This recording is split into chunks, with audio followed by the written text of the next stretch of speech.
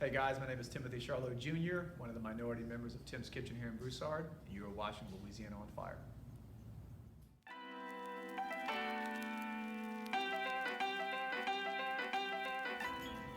What's up, Louisiana? This is Tim Davis, and this is Louisiana On Fire. This is our first episode, and today we are with Mr. Tim Sharlow Jr. I want to thank you for being here today, man. Hey, my pleasure, man. Thank you guys for having me. Oh, man, glad you can come. Let's get it right into it, Yeah. man. Because where we are right now, we're at Tim's Kitchen. This is a family-owned establishment. So yeah, tell me a little bit about yourself, man. So, that's a fun question, and people always say, well, who are you? And the easy answer is to say, well, what I am. Because who we are is a very unknown aspect of our psychology, right? We struggle with who we are, and that changes depending on love languages, psychology, emotions, different things like that. Right. The basis of my character is I'm a servant to society. That's who I am. That's the basis of my character. I like that. I've been a servant to society ever since I was a small child. I think that's the very first aspect of humanity, is servanthood. Next time you're in front of one of your kids, your youngest specifically, drop something in front of her that you have. Don't ask her to pick something up that she put down, because that's the heaviest object in the world to kids, right? But next time, drop something in front of her and watch her pick it up and hand it to you. Instinctively, without question, she'll pick it up. My kids do the same thing. Now, if they put something down, they won't pick it up, interestingly, right? So back to the question. I'm a husband and father of 4 kids. I started in the service industry professionally when I was 8 years old. My parents opened up their very first restaurant. 8. January 2nd, 1991. I was actually 7. I turned 8 that year. Don't they have some, laws against that? No, not maybe now. Yeah, back then, okay. All right, okay. And look, laws, it's only illegal if you get caught, right? True, yeah, yeah. So that was back then, so we're good. Okay, Right, yeah. statute of limitation has Yes. expired. We had a restaurant on Eros Landry Road in Lafayette. My dad had bought a stool high enough for me to see over the counter, and there was a wall of candy behind me. When I was a kid, it was like a mountain of candy, but I imagine it was like a 1 row. Just like, I'm thinking about. It was like Willy Wonka Chocolate Factory to Yes, you. exactly. Yeah, Back then it was okay. like just some Skittles and some M&Ms. That was it. Yeah. And I saw the candy. So you were candy man. I was candy man, the candy man. At 8 years old. 8 years old. You was the candy man. Yep. Wow, Yeah. that's interesting, man. So at 8 years old, did that kind of like get you to becoming the person that you are today? I mean, as far as your personality is A1, to be honest with you. Thank you. So I mean, with you like interacting with people at a young age, you think that kind of helped out? Yeah, absolutely.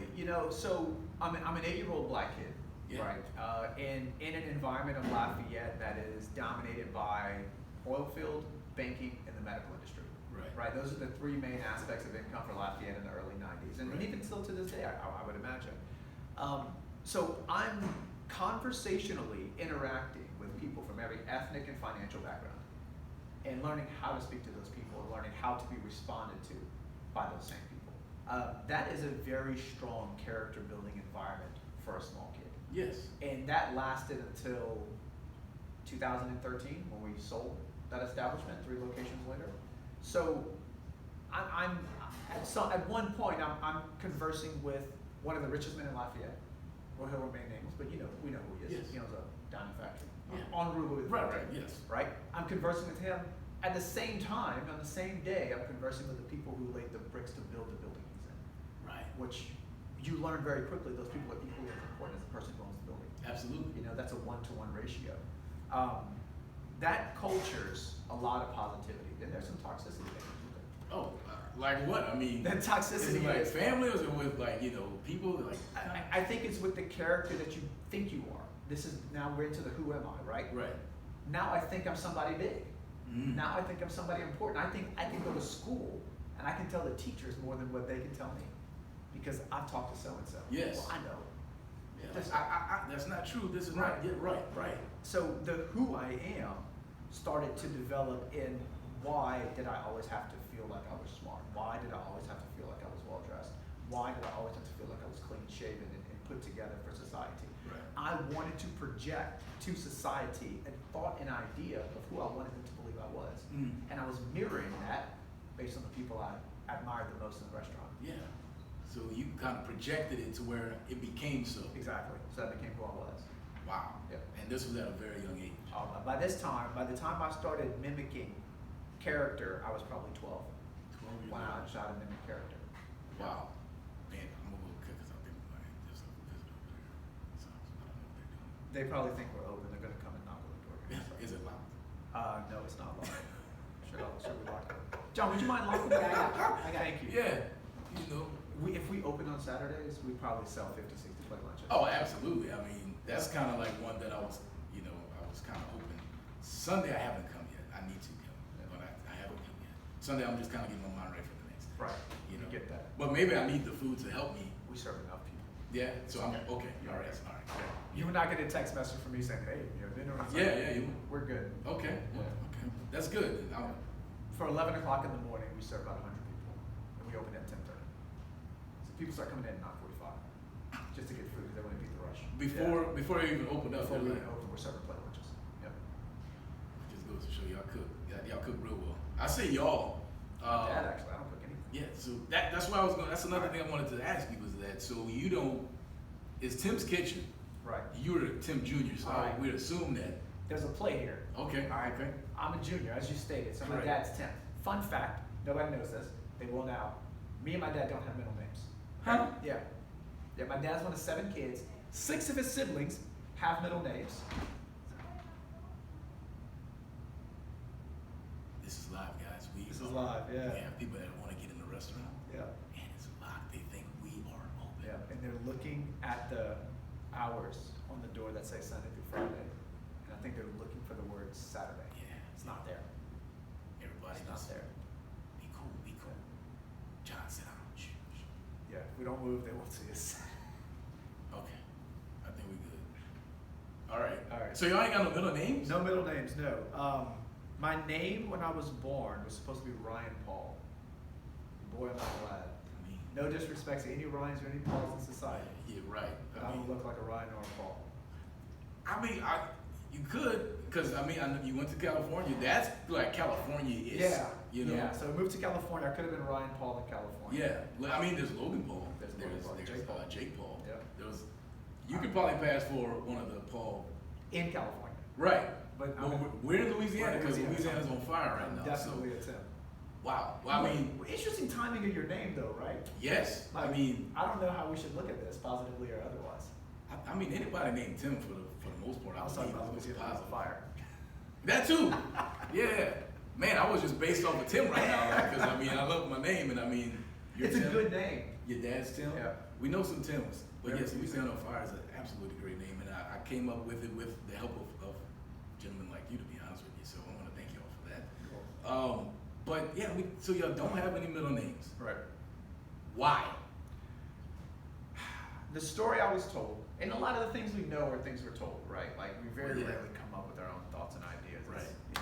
So what I was told by my mom was when I was born, she looked at me and she was like, I can't name him Ryan Paul. He looks too much like his dad. We want to make him a junior, and because he doesn't have a middle name, he doesn't get a middle name. My sister has a middle name, by the way.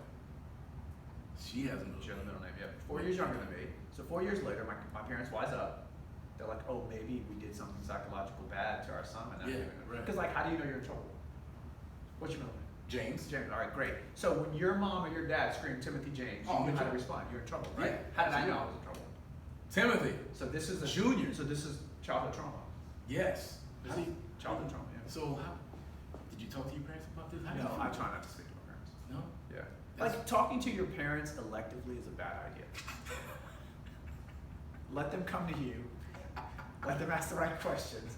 Like, honestly, when was the last time you picked up the phone to call your dad just to chop it up? Oh man, my dad doesn't really talk to me. For his birthday, which was August 1st, happy birthday again, Dad. That was August 9th. Good for him. Man, look at that. Yeah. Well, he has a middle name though, What's his name? Lee, and he has a twin brother, Oh, that's terrible. which is also Lee.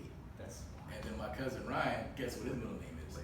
Mhm. Yeah. And mine is James. James. Yeah. So, thanks, Dad. Yeah. Appreciate that. And so you answer the question, right? There's nobody in our generation that calls their parents just to talk. No. So why would I ask? I mean, ask my parents yeah. anything. I mean, I didn't know like if it kind of hurt you. You know, you didn't It have a did. middle name, but your Absolutely. sister, who is 4 years younger, She's got a middle name. has a middle name. So much so that we call her by her middle name. We don't Wow. even use her first name. Her name is Lydia Danielle. We call her Danielle. So they wasted the name. It's an insult to who I am. Yeah. As a human Not being. only she got a middle name, She we got don't a call her by Call her her middle by her name. name. We'll call her Danielle. All right. Lydia's a beautiful first name. It is. Danielle. So they wasted. They could have. I Like, call somebody her- else could have used that. I first call name. her Lydia. Yeah. Oh, is it like Respect. Oh, respect. Yeah, Okay. respect, yeah. I thought it was maybe like a hurtful like. I'm not calling you by your middle name because I don't have one. No, No? that's my girl. Okay. I love her. We didn't always get along, but we get along now. Yeah, because I mean, so it's y'all got two. It's just you two guys. Right. So if you had another sibling, how would that go? I think if I had another sibling, I wouldn't be friends with them.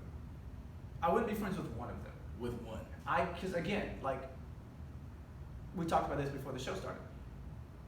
When you have more than two siblings, you can't get along with all of them. It's impossible. Yeah, I only got a little brother, right? Right, and for as far as you know, he's cool. You get along with him. Like, Right. but there was a time when you were like, Oh, absolutely. he's not cool yet. No, yeah, I'll be honest with you right now. Like, Jordan, I love you, but this dude used to run around with his drawers and a cape on. Yep.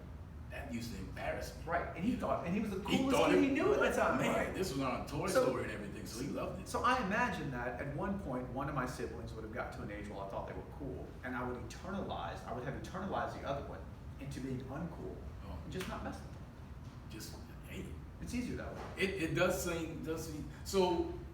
You're just you and Danielle, aka Lydia. Right. But you have 4 kids. So how do you think Yeah. that? So our kids, the dynamic of our children are very, very interesting. We have a 15-year-old and a 12-year-old, and then we thought, we must have too much money. Let's have another kid. 9 years later. So now we have a 3-year-old and a 6-month-old, because truly, truly, truly, we hate money.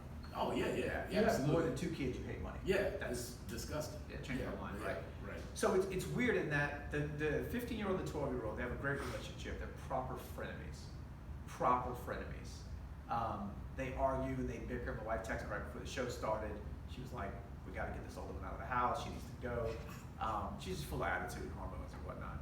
And then you have the 3-year-old and the 6-month-old. They're best friends. Right. Like when my 6-month-old wakes up, his name is Abner. When Abner wakes up and he sees his big brother, that is the highlight of his day. And it's the most precious thing. Oh my gosh, he starts cooing and his hands start flailing in the air because he has no motor skill function.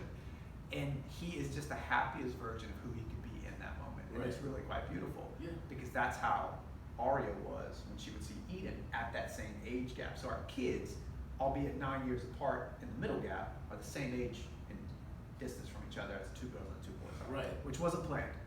Like none of our No, kids. I'm about to say it doesn't seem like Yeah. any of like, which is fine. Yeah. So I mean, that's a big gap. The 9-year-old. It is. It is. You're a different parent. You're a different parent. I mean, the world changes within 9 years. Those 9 years, I mean, it's got to be different. Your view of the world changes too. I was an atheist for 12 years. I don't know how religious you want to get on this podcast. I didn't know that. I was I'm okay with it. I just didn't Yeah, expect that. atheist for 12 years. So for our first kid and our second kid, I was a very, very devout atheist. Can I be controversial? Go for it. I'm not going to curse. Yeah. Okay, atheism is a cowardice psychology to the growth of emotional intelligence. Period. Sounds like something you'd find in the dictionary. Right, that's what atheism is, and I was one for 12 years. Because most atheists, if you know any atheists, you know they're extremely intelligent, right? Mhm. I wasn't as intelligent, obviously, as some of the other atheists are. But I recognize that I'm taking sales training classes to become a better salesperson, right?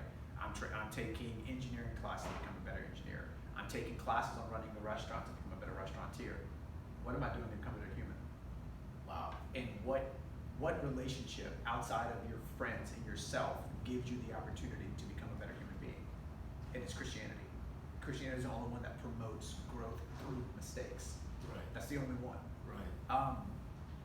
So it was almost a personal social experiment to become a Christian. But I say all that to say, I'm an atheist for 12 years raising my first 2 kids. I'm a Christian by the time my 3rd kid is born. Yeah. Well, I'm on the verge of Christianity. I became a Christian in 2021. So Elon was born in 2019. So there's like this 1.5 year gap Right. where I'm wondering why I'm an atheist. So I started wondering that in 2020. I was like, okay, my life doesn't make sense. Mhm. All of my friends are Christians. I go to church every Sunday with my wife. I generally listen to only Christian music because I don't like the message of most music that is not Christian based. Yeah. I don't like what society is doing with, Baby It's Cold Outside is being banned. But, Courtney B's WAP. Thank you. Yeah. Is #1 song in America. Google it if you don't know what it means. Yeah. We're not going to say it on the show. Yeah. And I'm wondering, why is society operating in this vein? Like, what are we trying to do? Then I can get into a whole philosophy on that. We'll save that for another time, maybe privately. But yeah, a mutual friend of ours called me up one day and sat me and we chatted. Didn't push an agenda on me, didn't really project, but it just honestly just made sense. It was the right thing to do. Yeah. So now I'm raising 2 kids under this psychology, under this lifestyle of Christianity, and the world is different, like you said. Yeah. It's convictions are real. Right. You know, convictions are real. Not to be confused with guilt, because they're not the same thing. But convictions are very, very real. And I'm learning about generational curses. So now let's go back to 2000, when I was 12 years old. Yeah. And I'm mimicking the psychology and the appearance of the people that I respect. I learned later that I have a lineage of people who dressed professionally in the 1920s and the late 1800s. And now maybe I'm just projecting the psychology of that generation. Yeah. You know, and I identified and connected with the people that wore nice clothes, that wore Testani shoes, or had the AP watches on when I was a kid. I remember the first time I saw Patek Philippe. I didn't know what it was. Yeah, I don't It's about $250,000 for one. Wow. And a guy at the restaurant walked in, and I was big into watches. I liked Citizen and Seiko. Yeah. No, those are right. Right. Yeah, I know those. Fossil. Right. Oh, Went to the man, Fossil. I was all Fossil about watches. Yes. And he pays with a black card that was metal. I didn't know what it was at the time. Again, I'm a teenager. I'm 13, 14 years old. And I see the watch, and it says Patek Philippe on it. I didn't say anything. I was smart enough not to ask dumb questions at this point in my life, right? Words of Oscar Wilde. I was so young that I knew it all. I go to the back of my parents' restaurant at that time, right? And we had 56K dial-up from AOL. Nice. So you know what year it is. Oh, yeah. Okay? Way back. And I Google Patek Philippe, Patek Philippe. And I'm pretty sure I spelled Philippe wrong. And the watches start popping up slowly. You start, the little lines start popping up on the screen. And I'm looking at 186,000, 313,000, 212,000, 454,000. And I'm thinking, for a watch. Right. A watch.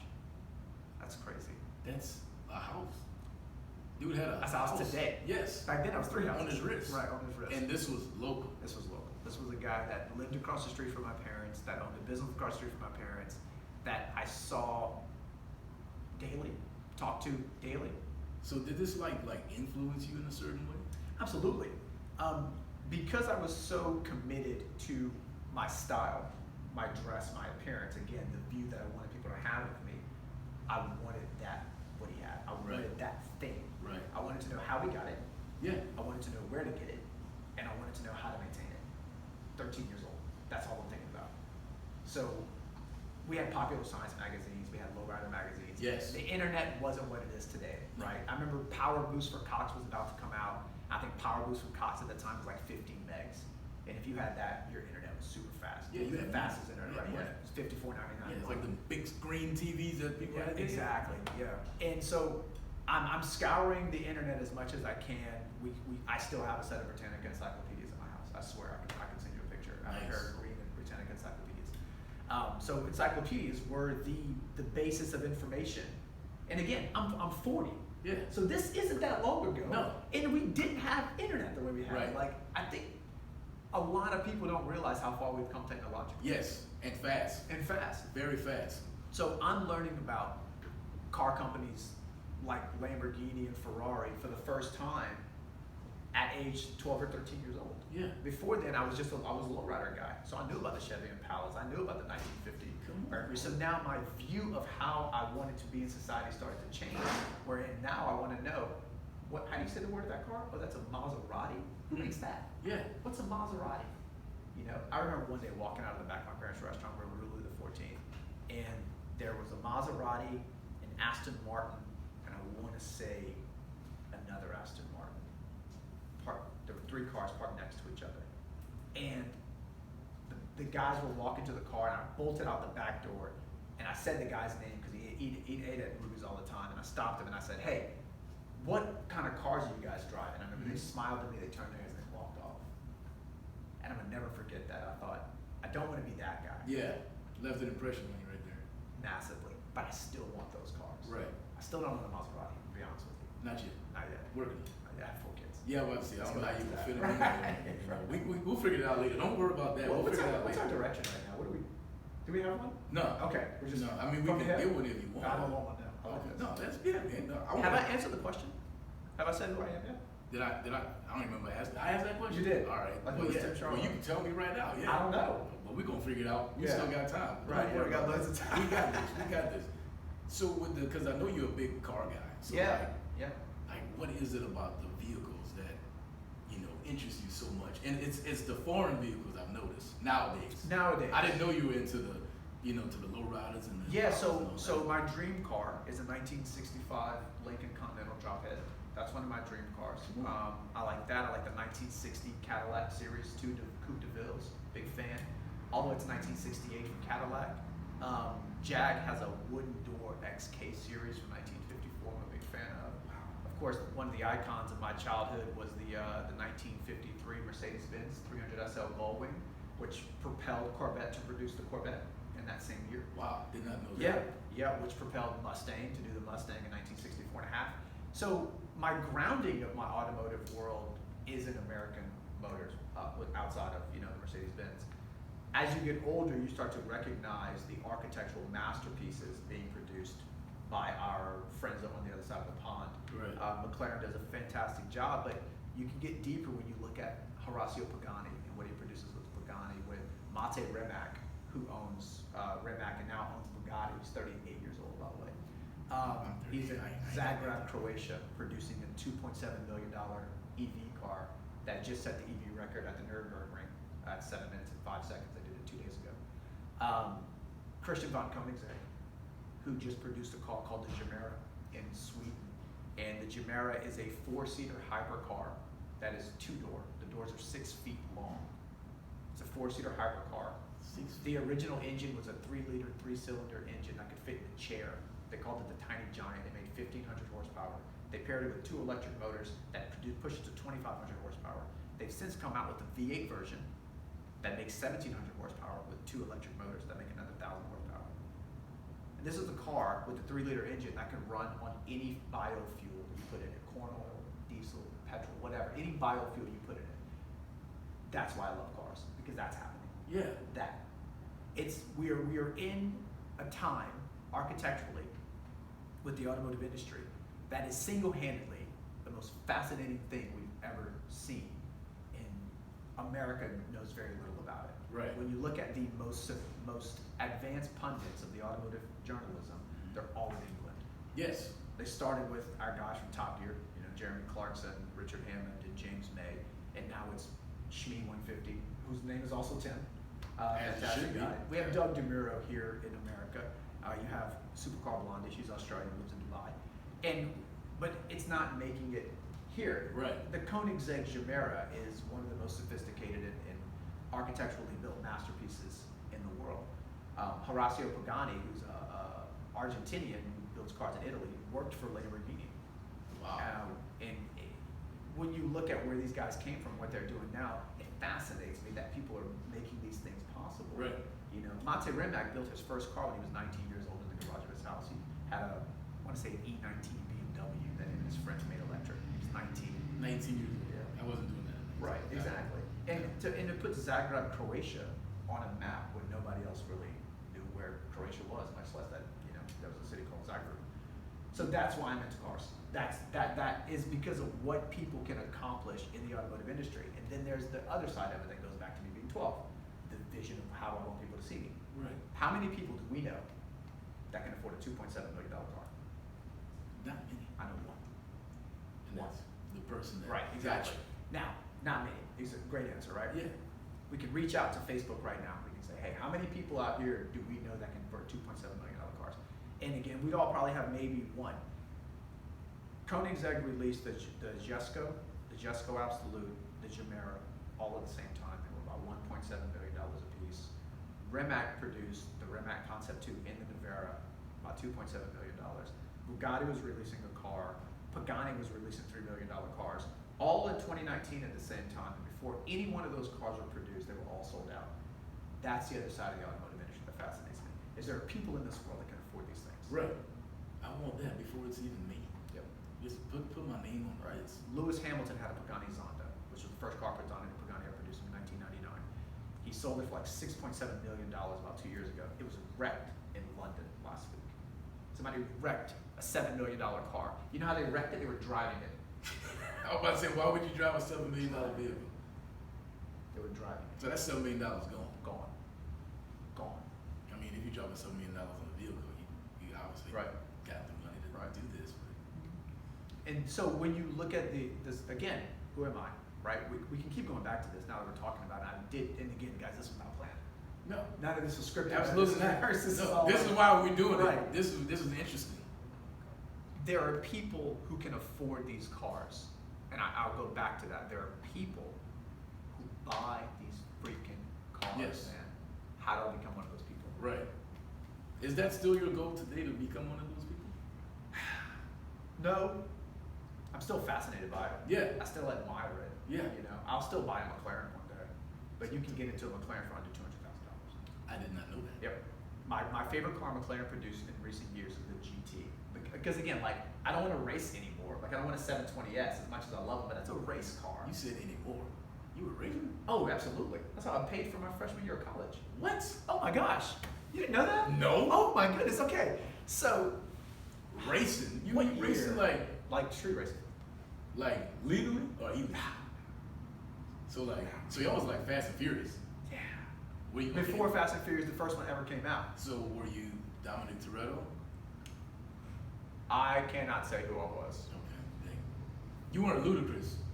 This character. I was a little bit like Ludacris. Yeah. Yeah. Well, we'll go with that. Rest in peace, Paul Walker. Yeah. Rest in peace, Paul Walker. So you used to race. Yeah. So my first European car, my first car I ever owned was a 1975 Chevy Impala. It was baby blue, 2-inch white walls, white interior, white vinyl top, gorgeous. Gorgeous car. Oh, yeah. TV antennas in the back. I graduated from that car to a 1990 Nissan 300ZX 2+2 model, which had the two fake 2+2, that's 4.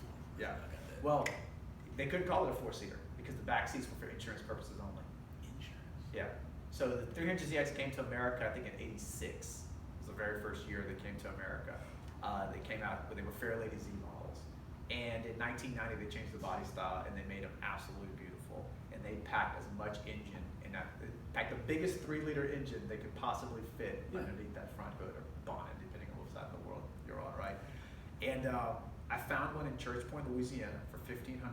Let's talk about how financing worked back then, right? Yeah. I was at my parents' restaurant, so this is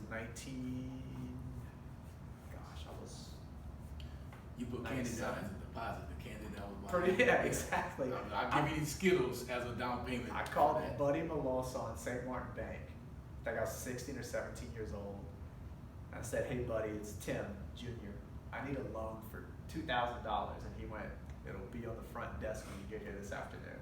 And I hung up the phone. That's how I got a loan for $2 grand. Paid it off in 3 months. Is Mr. Buddy still around? No, Buddy has since retired. Oh, the industry man. has changed a lot. Yeah, I mean $2 grand. I mean, yeah. Now you can't even get a loan for $2,000. No, like, no. We do $5,000 minimum. Yeah, minimum. So you did that. I think my dad was tied up. He couldn't help me get it. My best friend Mike, his dad, they had a '98 Suburban. They drove out to Church Point. The guy was like, he doesn't run. We don't know why. But for $1,500 you can have it. It was a T-top edition, black with peanut butter leather interior. It's beautiful. We trailer it to Lafayette, and we find out that it needed to do throttle body. That was it. That was it. That was it. And that was something you was able to Yeah. deal with the $2,000. So $1,500 goes there. So you left with $500. So I'm assuming the other $500 went to that. 500 went to a few things. Throttle bodies are $50, $60 for that car. So we put a new throttle body on it, and then of course had to buy rims and tires.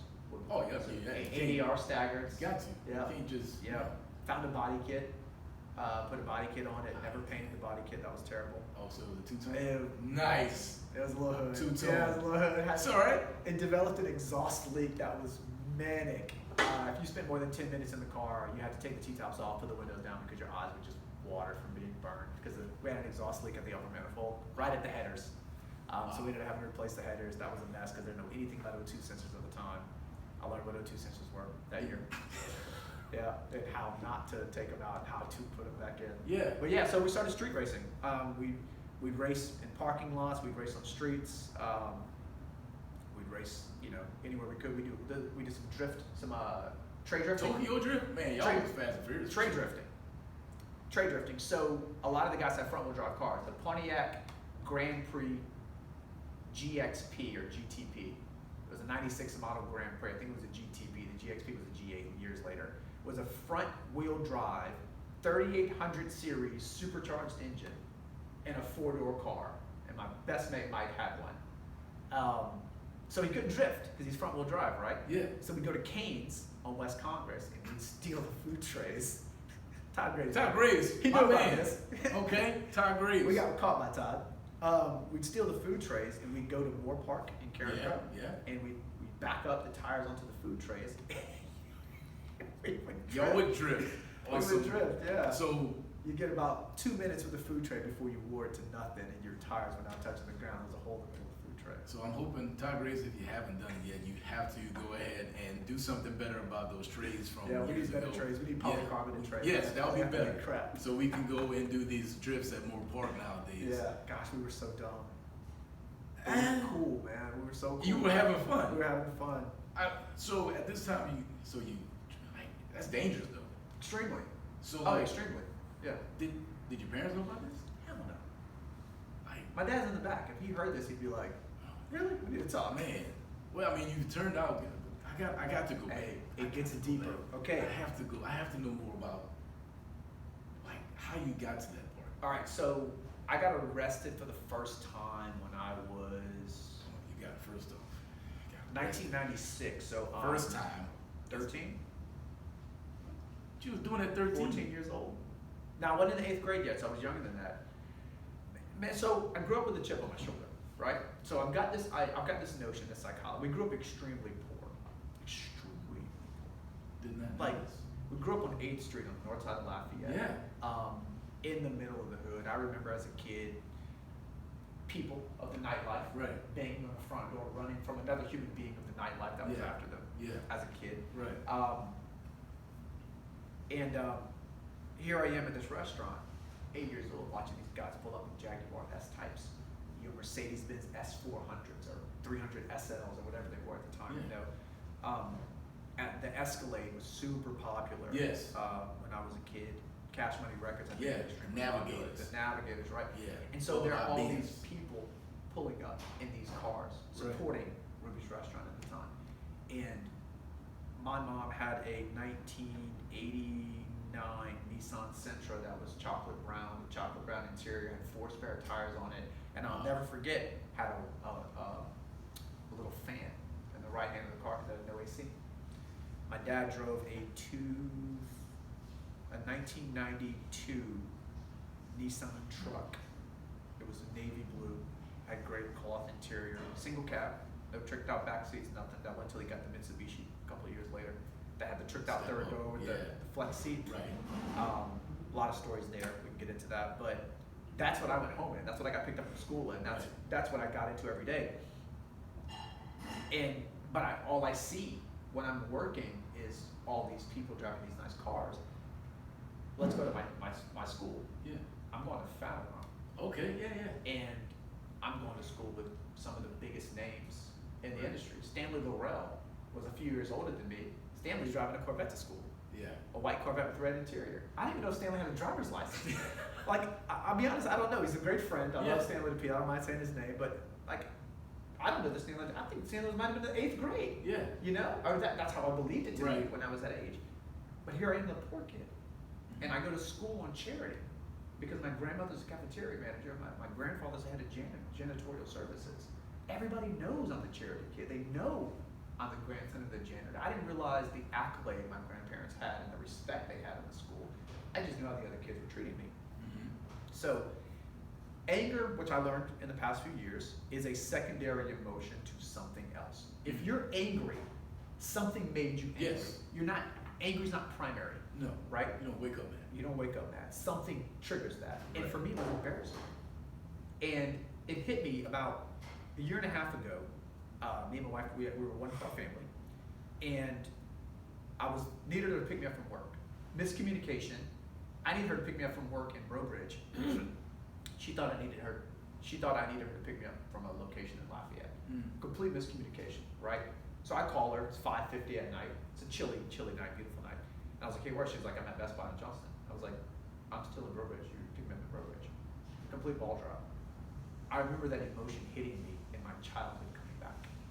And I'm I felt embarrassed. Yeah. And luckily, again, I'm a Christian now, so I'm understanding that this embarrassment is triggering anger. And I'm like, ooh, there's no point to be angry. This was a miscommunication, Yes. right? It's not her fault. Right. It's not my fault. It's just a breakdown of, it just happened, right? But I'm shutting down. I feel myself shutting down, and all my childhood starts coming back. You weren't angry. You were embarrassed. Yeah. You were embarrassed. You were embarrassed. So I would get off summer, come back to school, and all I would hear is stories of, oh, me and my family went on vacation. I went on vacation. Right. Me and my family went hunting. I've never been hunting. Yeah. I'm 40. I've been hunting twice in my entire life. That's 2 more times than me. Right. I have no interest. Right. Bring me what you kill. Oh yeah, I eat it. We'll I eat it all day. Right. And then, me and my family took our private plane to New York, our private plane to California, or, my dad took us to Turkey, blah, blah, blah. And I'm like, man, this is so cool. I don't need to do any of that stuff. I went to work. Right. I went to work. So 5 o'clock in the morning, my parents would wake me up, and I'd go to the restaurant, and they would pay me in bread rolls. If you've ever had a bread roll. Oh, absolutely. I mean, so imagine being 9, 10 years old, and you get to butter the bread. Listen to this trauma they're creating, right? Tim, you get to butter the bread, and you get to eat one. I was so happy. Oh, where's yeah. the money?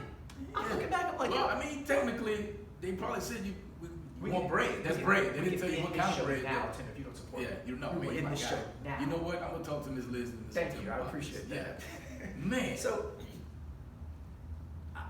So now I'm angry due to my embarrassment, so I'm lashing out against society. I'm getting in fights. I punched a teacher when I was in the 8th grade at LJ Alamo. Yeah, I got kicked out of school, got expelled from LJ Alamo in 1996. Got arrested a handful of times.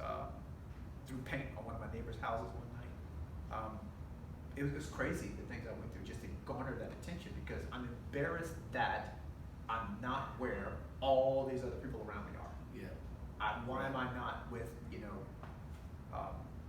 my parents didn't own a chain of Whataburgers in Lafayette. I didn't have private jets that I got to jet set on. And looking back on it, these kids could have been lying. True.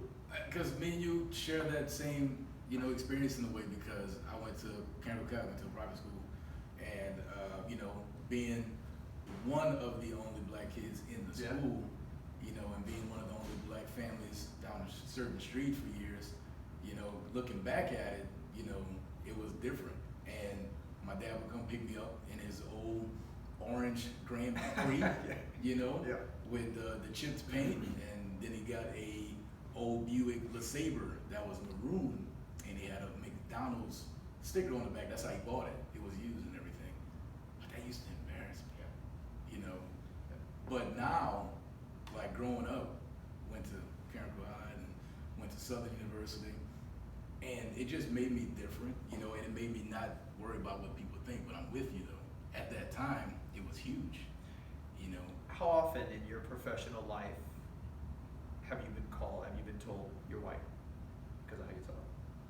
A lot. Yeah. A lot. And when they meet me, man, I didn't know. Right. I would have never thought I would have. I remember one time I called MSI in New Iberia. A guy named Thad worked there. Yeah. Thad's a buddy of mine, so I don't mind saying this Yeah. story. Me and Thad, I bought a lot of parts from Thad when I was in the oil field. A lot of parts from Thad.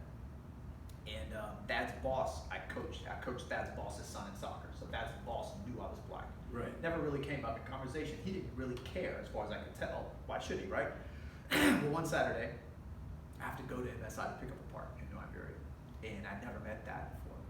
So I'll walk in and introduce him. Hey, I'm Tim. Thank you so much for all the support you've been giving me. Oh, Tim, no problem, no problem. Pick up the part and I leave. I get a phone call from Thad's boss, who was a friend of mine. Right. He says, man, you're not gonna believe this. He was like, Dad, cannot believe you're black. And I remember, when you're young and you're impressionable and you live in predominantly white neighborhoods and you go to predominantly white schools, that's fathomable, as I was one of 2 black kids in the whole school. Right. You think that being told you talk white, you act white, you dress white is in fact a term of endearment. Mm-hmm. And then you learn later it's not. Right. It's a term of ignorance. Mm-hmm. I won't call it racism because I don't believe that's what it is. I think it's just a cultural prejudice. Oh, yeah, definitely culture, like society for sure. Because right. the thought is, I don't know white people who speak like me. Yeah. I don't know many black people who speak like me. Mm-hmm. So this notion that if you speak a certain way, or you dress a certain way, or you behave a certain way, you're instinctively not the race you represent. Right. And I'm not going to isolate it just to black people because this could be told to anybody of Right. any ethnic Absolutely. background. The Jason Aldean situation that we're dealing with right now. Right. Prime example. Hey, don't shoot, don't rob, don't steal. He's racist. How? Is racism not finding racism in something that's not racist? Yeah. I believe the extraction of racism to a non-racist event is in effect. And so that weighs on your psychology as a kid, because now I recognize that I'm black. I recognize that I'm the only black kid in this school. Again, we're going back to 12-year-old me. And I have to put on a certain persona with my parents' friends so that I feel socially accepted in their household. Right.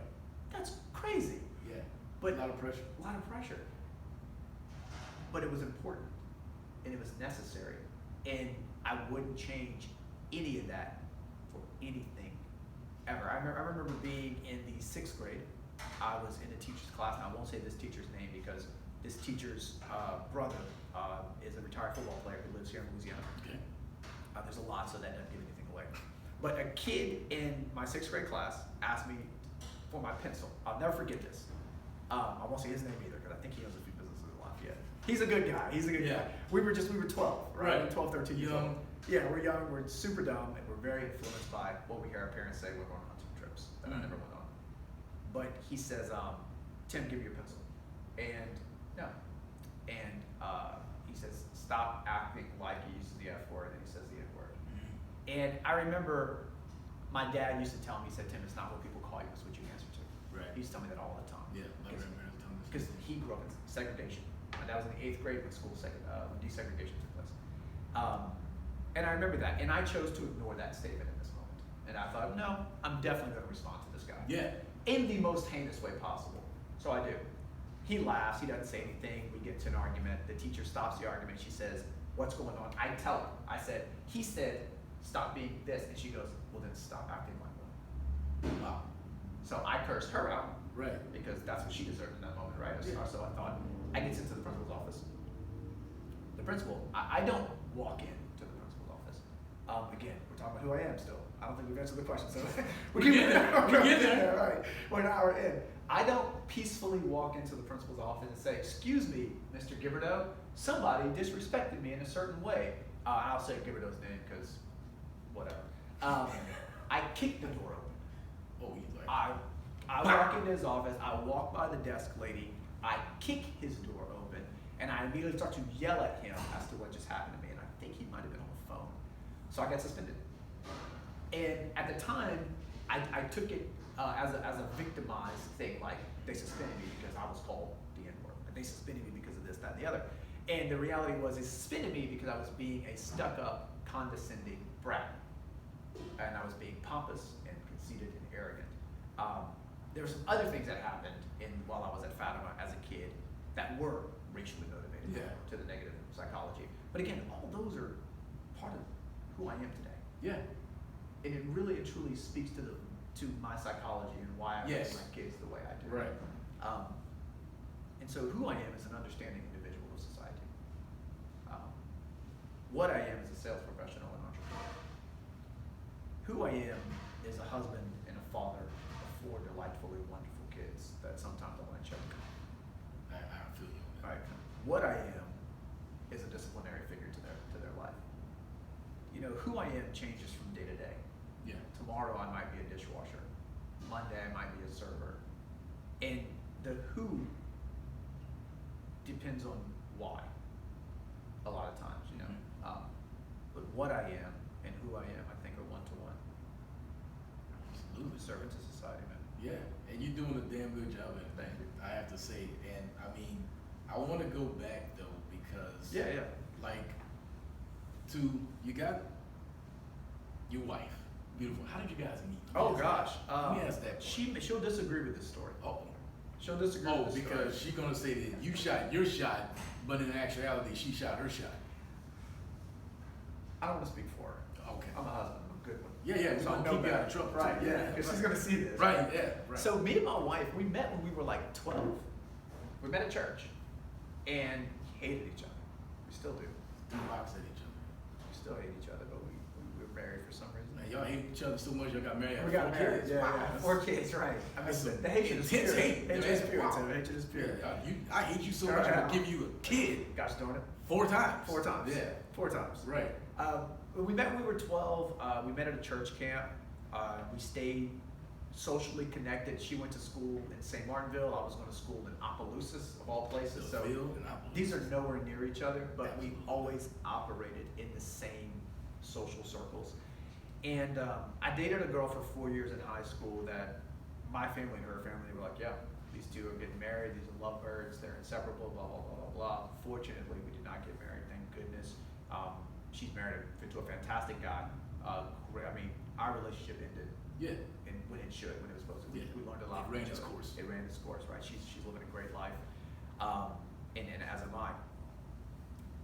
Shortly thereafter, I remember Ashley walks into Ruby's restaurant one Sunday, and she has on this black kimono style dress with these turquoise stripes going left to right, like kind of at an angle. I don't mean to stop you there, but your memory is impeccable. Thank you.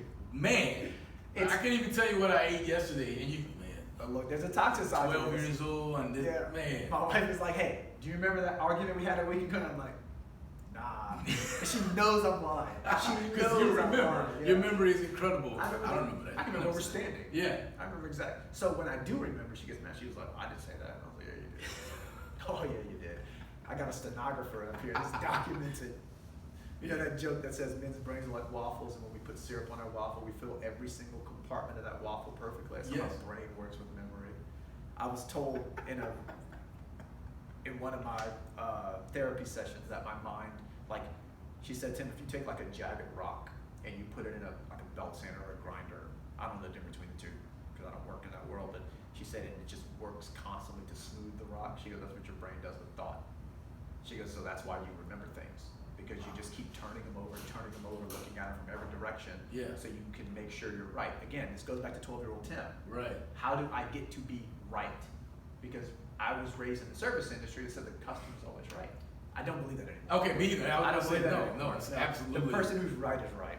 Right. And sometimes it's not the customer. Yeah, absolutely. More oftentimes it's not the customer. Right. Right. So my brain kind of takes those ideas and those thoughts and it really molds them and polishes them. I was criticized by a friend, social friend.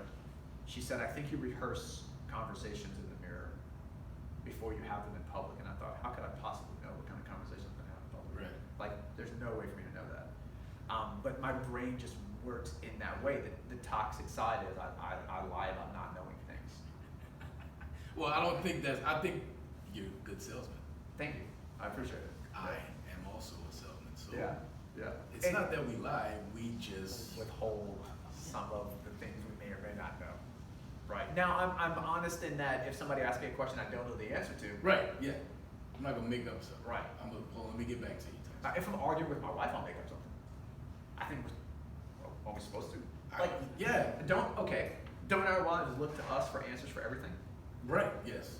Until our answers disagree with their desires? Yes. Right. So with her, I lie.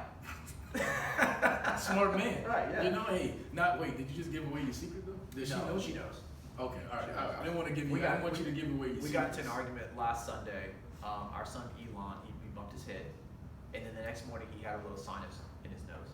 It's that time of year. Yeah. Sinus. Right. I got bad allergies. Right. So she was like, it's brain fluid. Wow. I'm standing at that table over there cutting cake. Yeah. Sunday morning. I cut cake on that table every Sunday morning. And she was like, he has a brain injury. I was like, she went on Weather D. She freaked herself out. Yeah. And so I asked her, I said, do you not come to me for answers for everything? Isn't that what the responsibility of the man in the relationship is to be? Is to be the answer key to every situation any woman has in their life. Is that not the responsibility of man? And you can go biblically to that when God asked Adam to name all the animals. I can't tell you the difference between a sparrow and a blue jay, other than maybe they're different colors. But this guy named them all. Right? He named them. So men are driven by production of knowledge, production of understanding, production of visual influence. This goes to our addiction to other things in our lives, right? Especially why a woman in a bikini is way more attractive than a man in a swimsuit. To men, because we're driven by that visual aspect. So when it comes to my wife coming to me and asking me a question to visually appropriate an answer, until it agrees with her stance, I'm wrong. Yeah. Every single time. Yeah. I told my wife, like, if you already knew what you wanted to hear, why you asked me? Right. Right. Still love them though. We love them. Love my wife. I know you love yours. So yeah, and so you guys, how did so who y'all still arguing about who shot? Like how did? So women peacock. Women peacock. They absolutely do. They posture themselves so that the suitor they desire sees them, and it's our responsibility to approach. I think that's changed a little bit in the current society. It bothers me. I have a young guy that I'm friends with. He's early 20s. I've known him since he was a young teenager.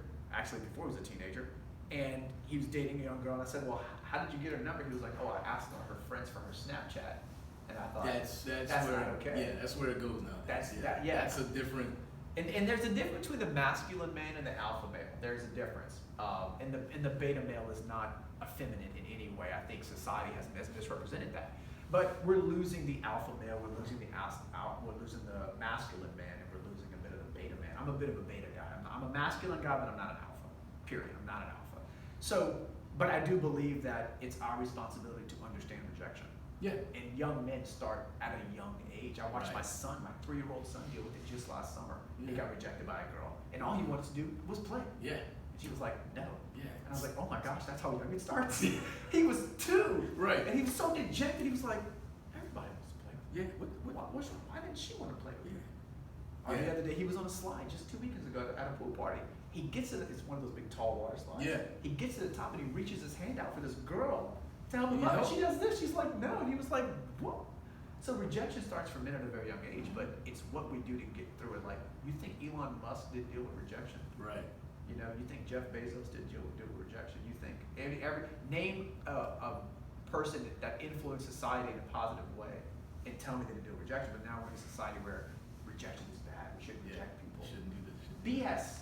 We should be rejecting as often as we can possible to prove, so people can prove to themselves they have what it takes to get to the next level. So my wife at the time was putting herself in a position to be noticed by me. And this Sunday, it was in April of that year, Look at this. This is impactful. she got noticed. Now she's always been a wildly attractive individual. She's always been stunningly beautiful. But today she got noticed. Put a little extra razzle dazzle. Yeah, she knew what she was doing. Yeah. So we begin this court relationship in 2005. The reason that year is relevant is because Katrina hit that year. Right. Because we started our date. In fact, our first date, I brought another girl. We went to see Rebound at the theater with Martin Lawrence, and I brought another girl with me because it was like a wall of. I don't know what I was trying to accomplish. I see you. I don't know either. I'm trying to. So I bring another girl, and Ashley knew who the girl was. They were social friends, but I sent the girl home by herself, and me and Ashley stayed in the parking lot of the Grand Theater in Johnston until 7 o'clock the next morning, just talking. And so you, shoo. Yep. And then. Yep. 7 in the morning. Yep. And I want to say we had the other girl bring her brother and sister home because they were young. And my sister-in-law and my brother-in-law were super young, still 5. I think one of them was born in 02. So maybe I think we brought the little one home at that time. She was only 3. But yeah, so we stay in the parking lot of the Grand Theater until 7 o'clock the next morning. She brings me to work. I have no shower. Didn't brush my teeth. Didn't care. Didn't care. That's when you knew. Right. No cell phone back then, man. So none of that crazy leash stuff.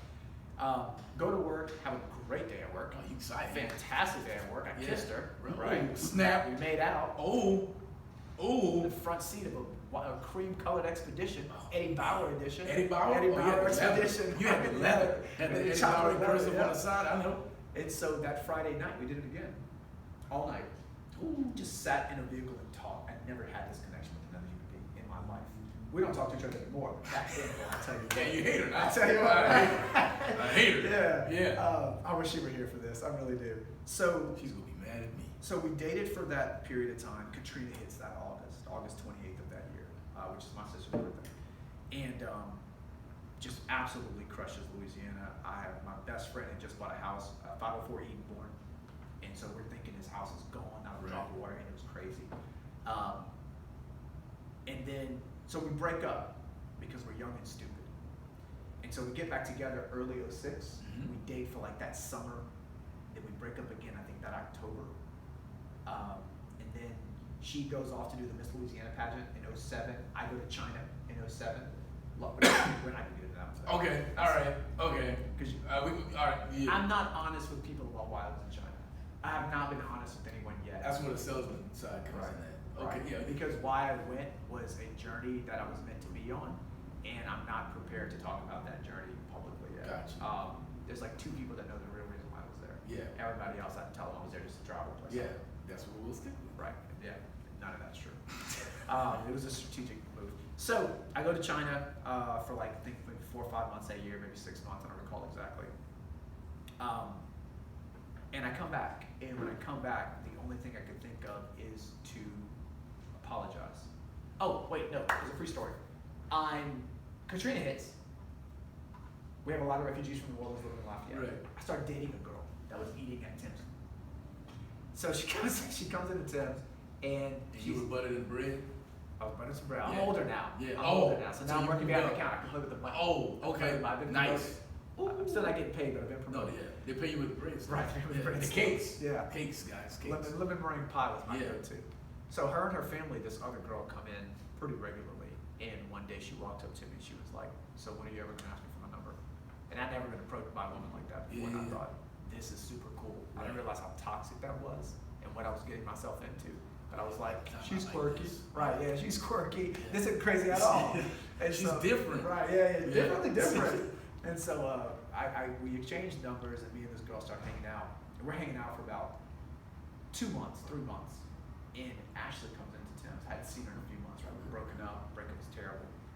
And she walks in, and she doesn't speak to me. She just walks in, sassy, full of Peacock. attitude. Peacock. Looking so damn fine. Mhm.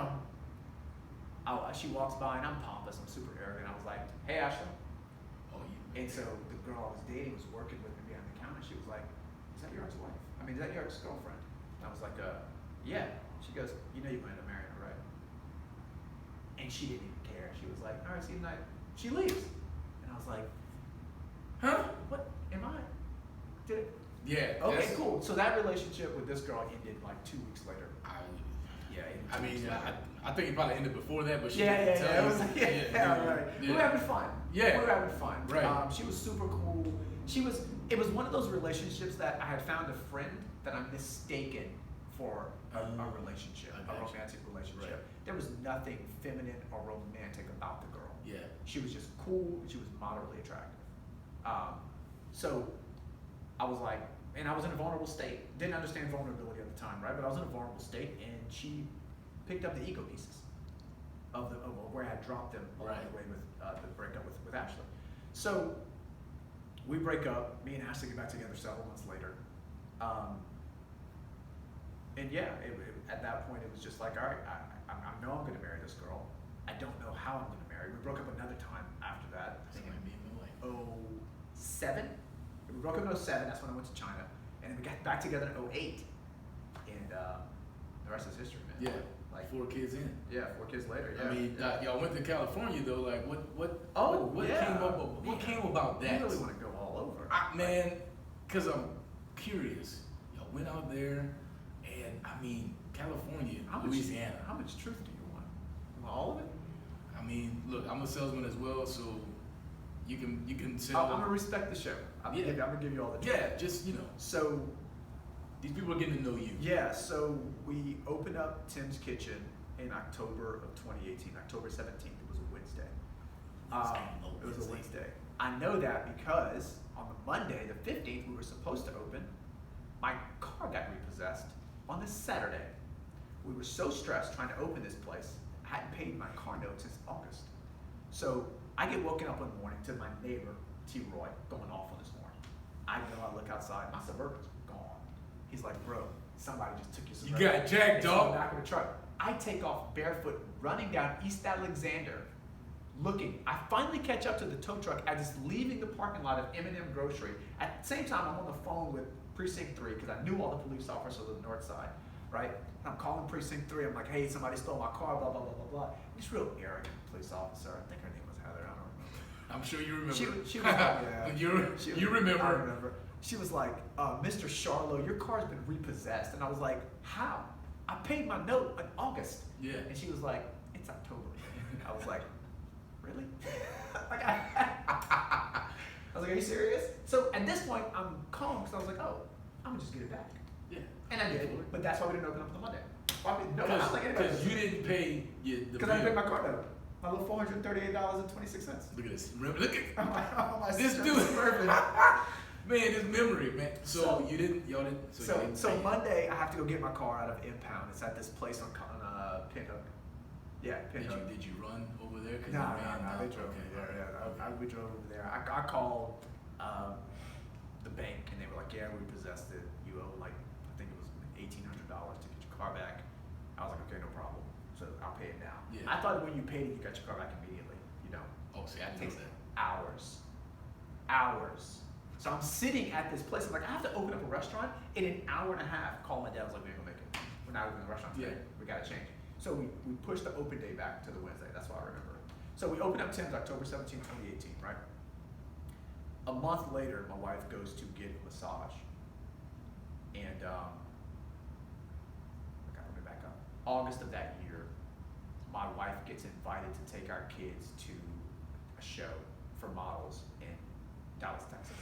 Richardson, Texas, to be precise. Okay. And I had enough hotel points that we could make the whole trip. We didn't have to pay for a single hotel. Nice. The True Hotel was super popular by Hilton at the time. I had a lot of Hilton points, so it was kind of a perfect storm.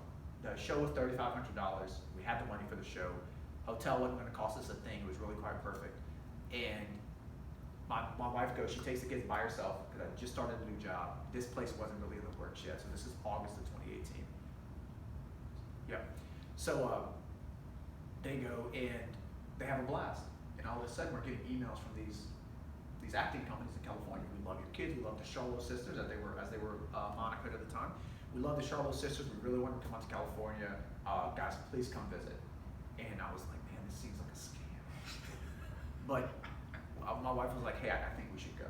So we fly to California for a week in August of 2018, and so I traveled a lot as a kid playing soccer, got to visit some beautiful states, and I remember getting off the airplane at LAX and getting in the Uber, because Uber wasn't in Louisiana at the time. It was my first time really with Uber.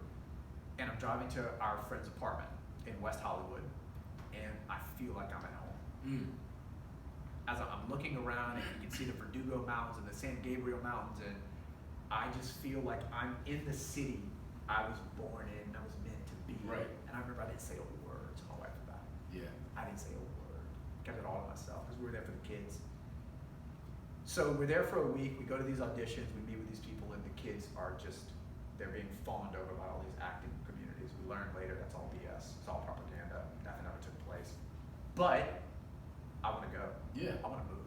Right. So I tell my wife, we open Tim's, and we're still talking about it. So the three things have to happen.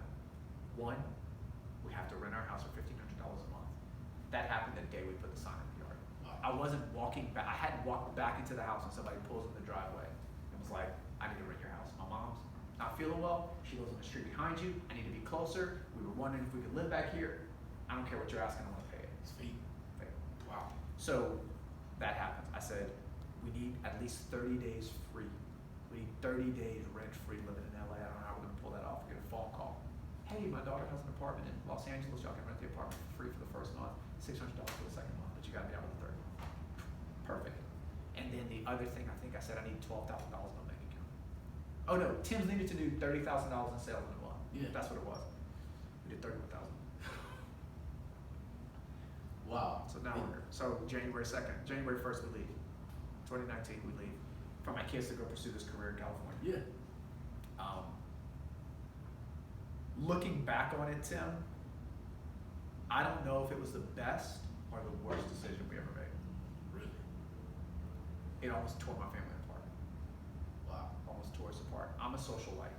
Again, let's go back to 12-year-old Tim. Yeah. I want to know how these people are affording these cars I see in the parking lot. Yeah. Now I'm in Los Angeles, and all I see are McLarens Yeah. and R8s and Ferraris and Lamborghinis and Rolls-Royce Cullinans and Bentley Bentegas and Bentleys. And then I find out there's a Pagani dealership in Beverly Hills, and they're cool. They're super cool, and they want you to come in and they want you to look at their Pagani's. I'd never seen a Pagani before. Now I'm sitting in one. Right. Man.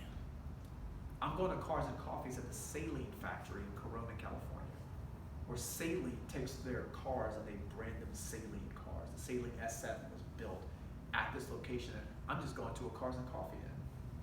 Like, I'm home. Right. Everything I loved about the automotive industry, I'm living in it. I remember I was sitting in Culver City, which is a lot of people don't know this, fun fact about Los Angeles. Los Angeles, as a county, is made up of 87 cities. There's actually not a city called Los Angeles, the city, but you just live in LA.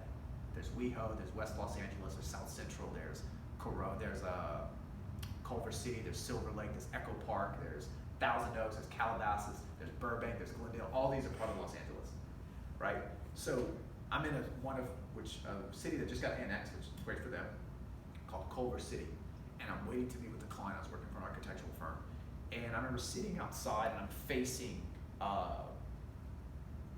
Sepulveda. Sepulveda in Los Angeles is like our Ambassador Caffrey. Okay. It connects to everything. Yeah. Sepulveda Boulevard. I'm sitting at Sepulveda, and I had seen about 10 McLarens before I thought, let me start counting how many McLarens I see in the next short bit of time. And sure enough, I waited 20 minutes to go into this meeting, and I counted 27 McLarens. And it's all young people driving. Yeah. All young kids. It's not old people. Like in Lafayette, when you see years ago, you see a Ferrari or a Lamborghini, you expect to see an older gentleman out of the car. It's a little different now socioeconomically, where a lot of young kids are driving a lot of very, very nice cars here in Lafayette, which is fantastic. But it's always been that way in Los Angeles. Always. So I remember walking a house. One of my favorite things to do out there was go to open houses, because you can walk houses in Beverly Hills, Beverly Glen, Beverly Hills, Brentwood, California, for free on Sundays. $20 million mansions, right?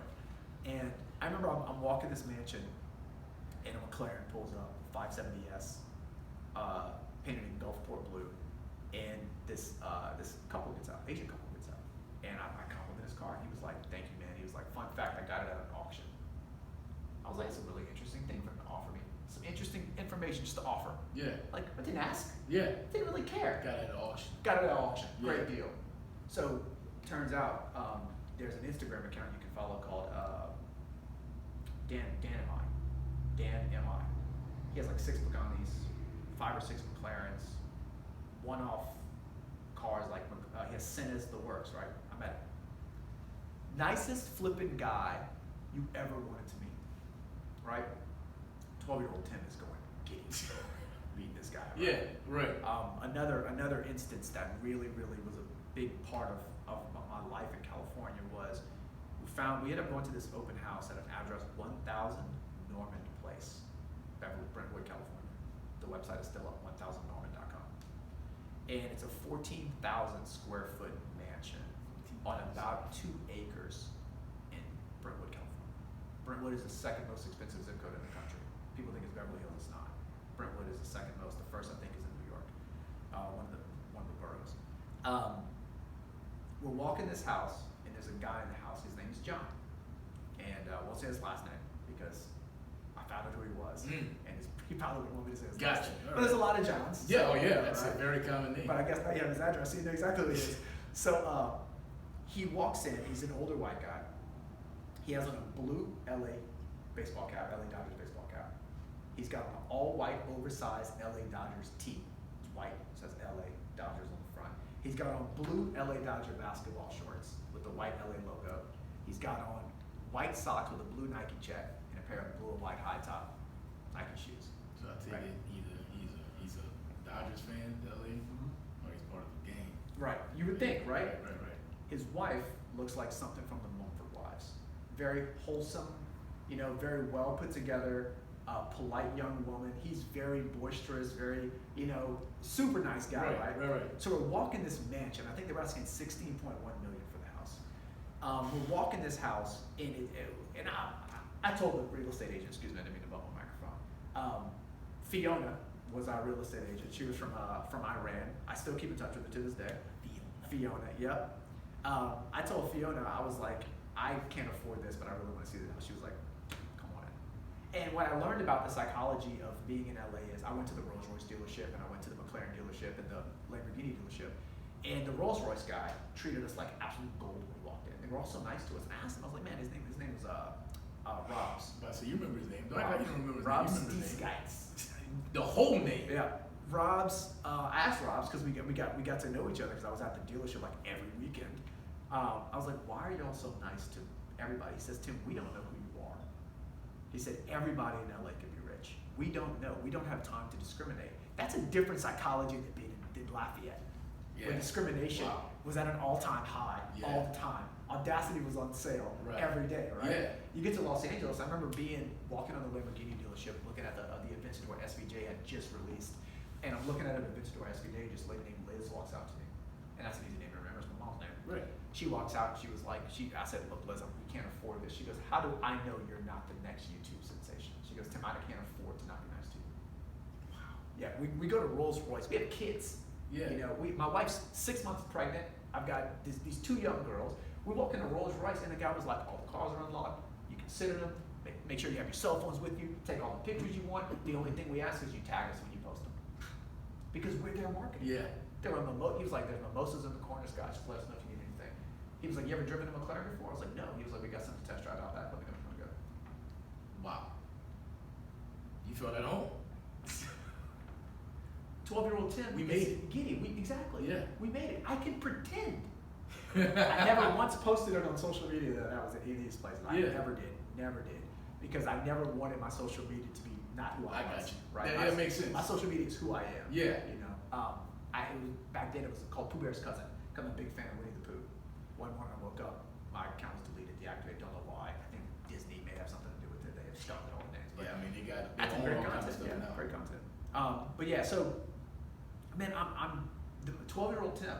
Yeah. Everything I've ever thought was completely untouchable and out of my reach was Right there. down the street from me. Go test drive. I walked by a Bugatti to go to work in the morning. Like I knew when I was on my way to work, there was a Bugatti Chiron in the window of the Bugatti dealership as I'm walking to work. That's my life. Yeah. That's my life. Right. You know, kids want to go to the beach. Cool. We're a 30-minute drive from Santa Monica. It's only 8 miles, but it's a 30-minute drive, right? Every Saturday morning. You're stuck on the 405. Cool. You got mountains all around you. Enjoy yourself. Enjoy the view. The 405, you got stuck on often. Yeah. You got stuck on often. Fun fact about Los Angeles, you know how we call I-10 here I-10? Mm-hmm. In Los Angeles, you don't say the I before the highway, you just say the highway. So you're on the 15, the 105, the 405, the 10. You don't say, yeah. One guy told me that at a restaurant. He was like, if you want people to believe you're from here, this is one thing you have to know Take how to out do. the I. Take out the I, add the. So where you headed, man? I'm taking the 405 south. But if you say I'm taking I-405 south, I'd be like, where you from? Yeah, you're not from here. Yeah, it's kind of like with us, like when you say Lafayette or Lafayette. Yeah, exactly. Yeah, but you're not from here. Yeah. Man, that's awesome, man. Now, today, Yeah. the Tim of today, where can people find you? Like, what do you do now? I was hoping you wouldn't ask that. I'm a man caught between two minds right now. So to find Tim on a Sunday, every day of the week is different. So Sundays you can find Tim at Tim's Kitchen. Gotcha. I'm typically behind the counter. Sometimes I'm head dishwasher. But I'm here. Currently I do not work for any one company. As of the time of this interview, now when you post this, that may be different. By that time, I don't work for any one company. I am starting a company that I can't talk about. Okay. I'm under NDA right now. Yes. Or NDC or NCDC. One of the three. Can't talk about Yeah, it. I can't say much about it. Yeah. Outside of it's an import-export thing. I don't know what my laws are yet, so I don't know what I can say or what I can't say. But if that does go the direction that I'm planning it to go, you might find me back in California. And don't do that, man. You might find me back in No, California. come on, man. I miss it. I'm sure you do. Every It misses you as well. single day. Bugattis. It wasn't really the cars, because the cars you can see anywhere you go, right? There's a McLaren dealership. In Houston, I know people in Lafayette who own McLarens. That's okay. Not really so interested in that. It was the, hey, you want to go to the beach today? Yeah, let's go. Get in the car. Cost us nothing to go to the beach. Nothing. Maybe to park, $20 to to park all day. Yeah. If you live in Lafayette and you want to go to the beach, it's a trip. You have to take time to work. You have to get a hotel room. You got to pack. It's a $5,000 trip. Yeah. Oh, you want to go snowboarding? Cool. It's a 1 hour drive. 1 hour drive. You want to play golf? I play golf at a place called The Bells in Burbank, California. Hole 8 was a par 3. You had to hit around the side of a mountain. There's a bell at the bottom of it. You have to ring when you're done with the holes. So they know. Yeah, so people know. Yeah. Like, cool. You want to go snowboarding? So I remember one day we did this. This is a true story. I woke up one Saturday morning. I was surfing in Huntington Beach. Picked up my family, took them to Santa Monica. That night we went to somewhere in San Luis Obispo, SLO. We went to some wine factories, Los Olivos, which is just south of SLO, San Luis Obispo, which is where that Ephraim guy is from. Okay. Zach Ephraim? Yeah, Zach. Yeah, Zach. He's from SLO. All in the same day, and we slept in our beds that night. We woke up the next day and did a very similar thing again. That's every weekend in Los Angeles. Every weekend. While I was out there, I wasn't a big Porsche fan as a car person. I am now. So I'm part of the Pagani dealership, and I'm part of their social culture, and they invite me to their car meets and whatnot. Nice. So one guy was like, hey, Porsche is coming in this weekend, downtown Los Angeles in the Arts District, and they're doing a psychology of colors. A whole symposium on why Porsche chooses the colors they choose for their car. It's a free event. So Tim, the whole family comes with me. There is a guy on Let's go see about these colors for Porsche. Why do they Come on. Like there's a car, the color they have out for the Porsche Taycan right now called Frozen Berry Metallic. It's like a pinkish rose gold. Stunning. Stunning. So they talk about why they have all these colors. And the way they set it up is they invited every Porsche owner in Southern California. So you walk up, I have pictures I can send you. It's a row of green, a row of yellow, a row of blue, a row of purple, a row of black, just Porsches every year long. Just rainbows. What's it? RG. Roger Viv? I missed class that day, so I never did remember that. And all these Porsche owners are out there. The cars are open. It's free for all. Sit down, take pictures. If they don't want you, then they'll have it roped off. And there's little signs. Don't touch. Yeah, don't touch. Back up 50 feet. Beautiful. So you miss it. Beautiful. And you miss a chance for you to go back. Man. I miss like opportunities like that don't happen here. No, it doesn't. They don't happen here. It doesn't. And I mean, and not that big. That's a big thing. Right. And that's why, like with this, I'm kind of hoping that people see you now and they see the family stuff, that we can get some more traction and stuff like that. And Lafayette's a gem. yeah, it really is. And Lafayette's a slept gem. on, man. When I moved away, I remember familiarity breeds discontent, right? I remember so vehemently hating being from Lafayette, hating that I lived in Lafayette. Like always telling my parents, I was born in the wrong state, I was born in the wrong city. And I get to California, you know what I'm talking about? Lafayette. Yeah. I'm talking about how cool that city is. Yeah, man. I remember one night we were in our apartment complex in Burbank, and we're cooking. There's only 53 apartments total. We all overlooked the pool. We were all at internal access apartments. And we had made really, really good friends with our neighbor, Vanessa, and her family. And we're still friends with Vanessa. My wife talks to Vanessa. I wish. Dickens. Hushes. Okay, I was close. Dickens. All right. Okay. Close. But so we were cooking one night for the whole apartment complex. Yeah. And she said, Tim, what do you got? I said, spaghetti, which is my favorite food here at Tim's every Monday. And she goes, oh, my son Nigel doesn't eat spaghetti. I said, oh, okay. Red flag. I said, well, we have a rule in our family, Vanessa. We try everything twice, except marriage, right? And so he comes downstairs and I'm like, all right, Nigel, we're friends now. And Nigel was probably 14 years old at the time. I said, we're friends, so you have to abide by our rules to eat our food. You have to try our spaghetti. He ate 3 bowls. Damn. Tore it up. I said, Vanessa, he doesn't eat your bland Yeah, spaghetti. yeah. So fun joke, Vanessa would bring us food periodically. Hey, can you season this food for us? My dad would send us seasoning from Tim's. And it's relationships like that that I built in Los Angeles. And I remember constantly talking about who Lafayette was, what Lafayette was, why our food is the way it is. And Right. you can walk down Wilshire Boulevard in West Hollywood, and you can eat Ethiopian, Iranian, Egyptian food, Korean food, Japanese food, Chinese food, American cuisine, if that's even a thing. But you can't get Creole food. Yeah. You cannot get Creole food anywhere but in Creole country, which is here. It's here. And I mean, you see other places, they try to open up restaurants like this, out of state and everything, but it's not the same.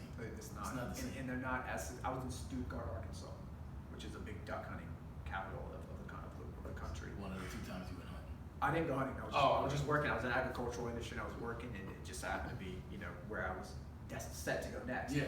And I'm in Stuttgart, and I'm training this guy named Jeremy, and he was like, "Man, there's a guy that owns a restaurant here from Lafayette." I was like, "No way." So sure enough, we go to this guy's restaurant, meet him, born and raised in Lafayette, would duck hunt in Stuttgart all the time. It's a big rice farming area, and I might be pronounced Stuttgart. I think I was corrected. I meet him, and this guy is like Lafayette through and through. Fantastic food. I found out maybe a year later, business shut down. Wow. And it's like, why? Like, what didn't sustain Right. when it's the best food in the world I agree. is being offered to, and it's a cultural thing. Yeah. It's people like, okay, we're over the fad. We're over the Creole culture of fatted food, which is why chain restaurants do so well. Why is walk-ons so wildly successful? They don't serve anything outside of the norm. Yeah. But that's the thing, they are the norm. They're the standard of normalcy. When was the last time you took Sabrina on a date and ate rice and gravy for dinner? Right. Never. No. Never. That's when you go for this, they don't have that. No, you're right. Exactly. I So, mean, not me. I'm a little bit different. So this is fancy for me.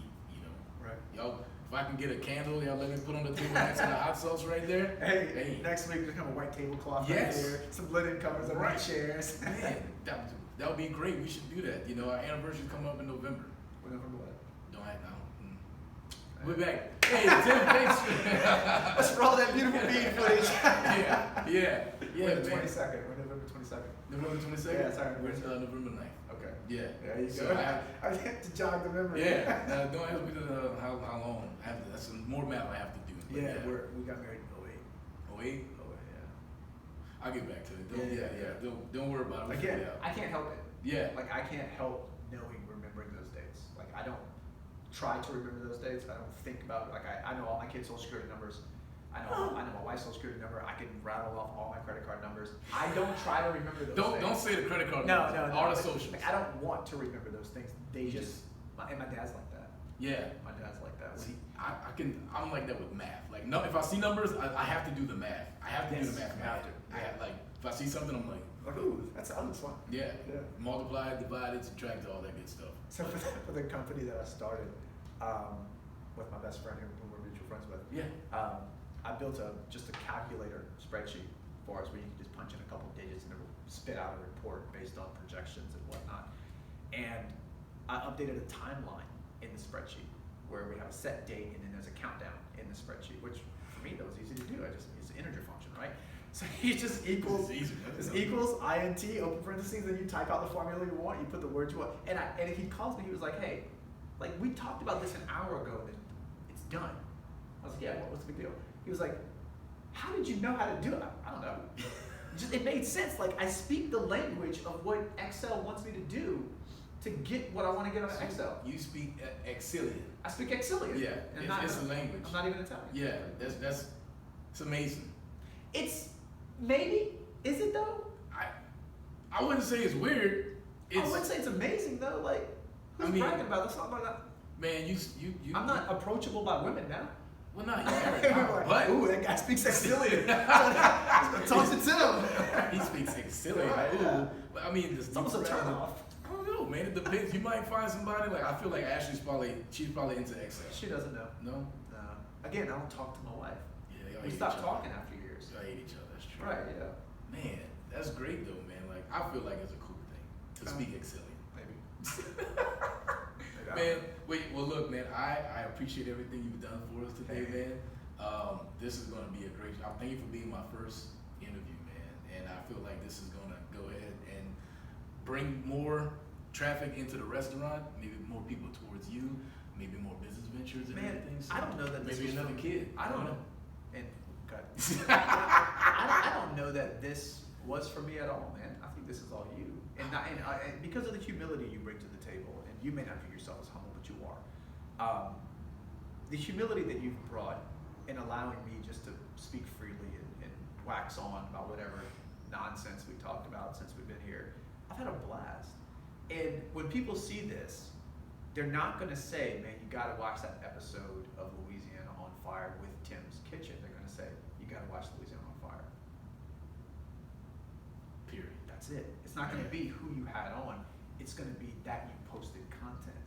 there's a guy that I follow on YouTube named Tavarish. He's a car guy, right? He hadn't posted in over a month. I sent him a private message the other day.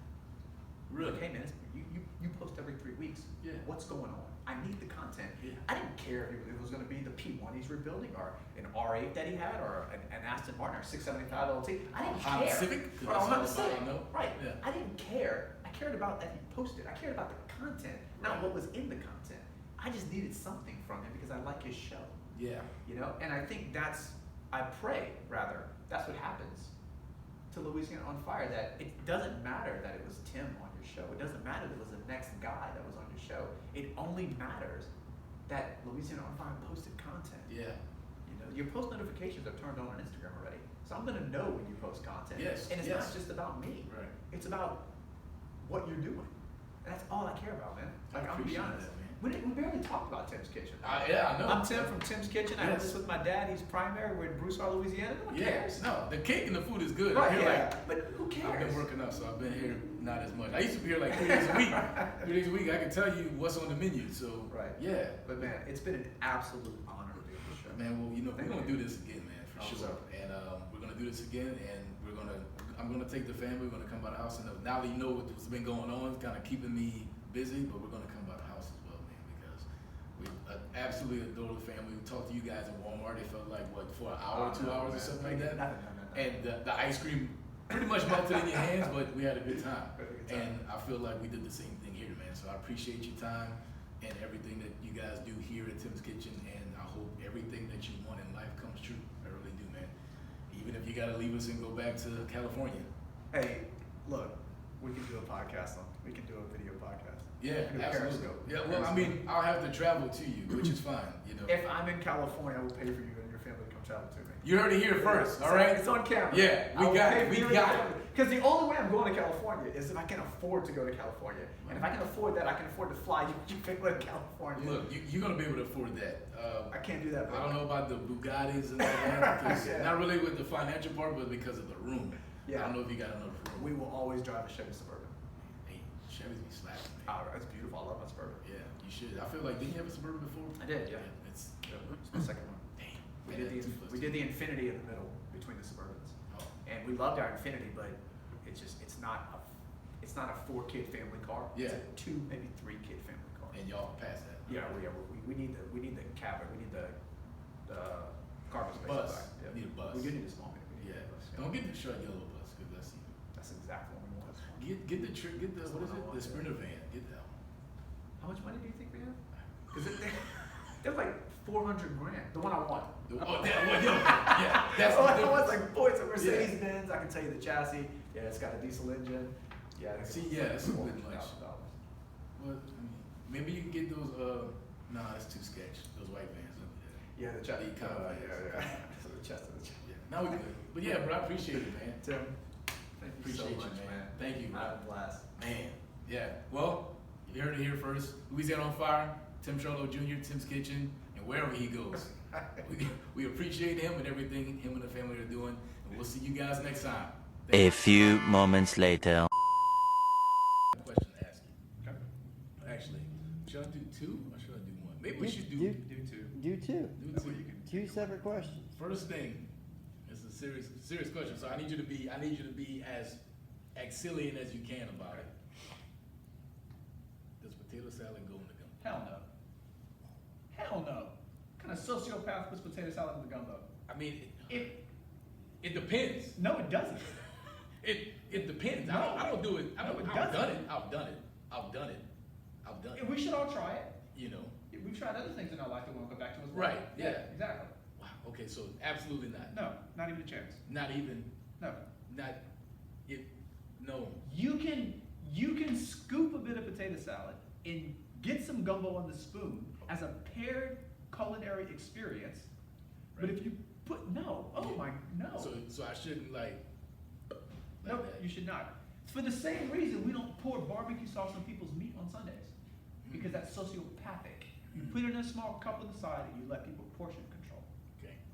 Man. All right. Cool. Cool. I'm I have not to ask offended you. by the question. Yeah.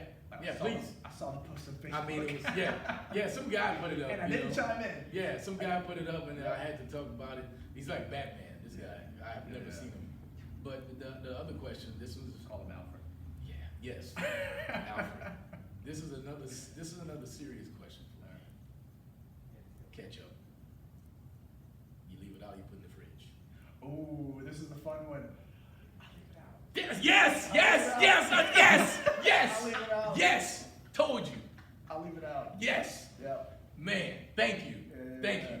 I mean, like, well, you know, you gotta put the cold ketchup when you get fries are hot, so you put the cold. No.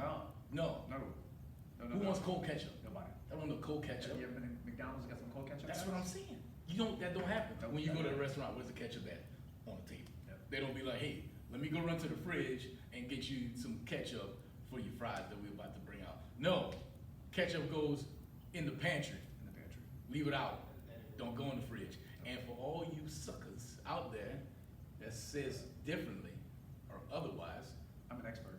it says for best results. Well, I don't care about best results. Right. I want my ketchup how I want my ketchup. The back of Old Spice deodorant says for best results, remove the cap.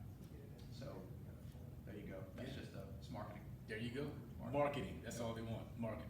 Yep. In fact, why would ketchup want your ketchup to last longer? They would want your ketchup to expire faster to buy more ketchup. Yes, you need more So ketchup. you need more ketchup. Yeah. So do the opposite of what they say. Right. That's how you make ketchup last longer. Yeah, be rebels. Be rebellious. Don't go against the grain, guys. against the Come on, grain. this Louisiana On Fire is what we do. We go against the grain. Except for potato salad. I've done it before, but like I said, it's cool. There will be no second interview at this point. I'm canceling the relationship. We've done it before, so I've done potato salad and gumbo, and you've drag raced and threw paint on people's houses. Why would you bring that up? I was old. You did this you put it last week. I did. I was 10. Yeah. You're holding my feet to a candle like I was 10. You're almost 40 and you're making mistakes. Yes, it's a tasty. It depends. You can't just do anybody's potato salad, though. Let me say that. Man, Dad. yeah. Do you put potato salad in gumbo? Yeah. Oh snap! You heard it You here put it in first. the gumbo? Yeah, you potato salad in my gumbo. Oh my gosh. You heard it here first. Cut the cameras. Yeah. Cut the camera. Wow! Didn't see this coming. He This makes was a it turning up. events. This is wow. I thought I was gonna have support. Wow. Wow, can we edit that out? I don't know. This might have to stay. This is a good one. Wow. This is gonna be the thumbnail, isn't it? Yep. Yes. Sign it up.